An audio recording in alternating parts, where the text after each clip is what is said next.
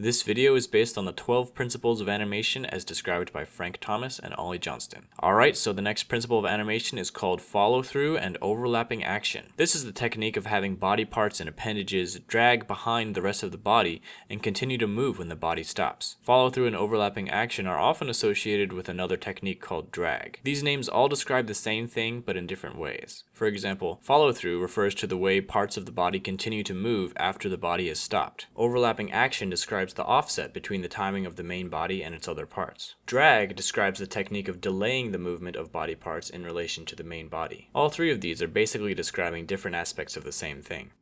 Follow-through and overlapping action add a great deal of realism to a character. Here's a character with and without follow-through and overlapping action. Basically, when the main body moves, the tip of the appendage should be the last to catch up, and when the body stops, the tip should follow through the farthest before settling back. This is true of not just appendages, but the whole body as well. When coming to a stop, often the body will follow through and then come back. Just as a character needs to anticipate his jump, he also needs to follow through his land.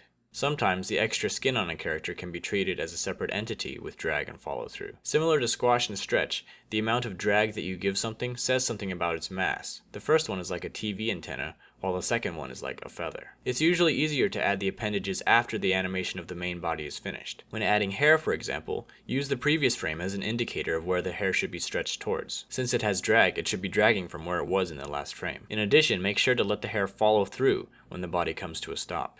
Arms are a good place to insert follow-through and overlapping action. Have the elbows lead the arm's actions. The elbow comes first, followed by the forearm, and then the hand. This is true even when walking. The forearms drag slightly behind the elbows, and the hands drag slightly behind the forearms. Overlapping action helps to break up an animation to make it more interesting. If we offset the movement of the arms and legs, the animation appears more graceful. If a character is standing up from the ground, we could offset the top half from the bottom half to make it look less easy and more realistic. So that's all I've got for follow through and overlapping action. The next principle is called slow in and slow out. Thanks for watching, and I'll see you in the next video.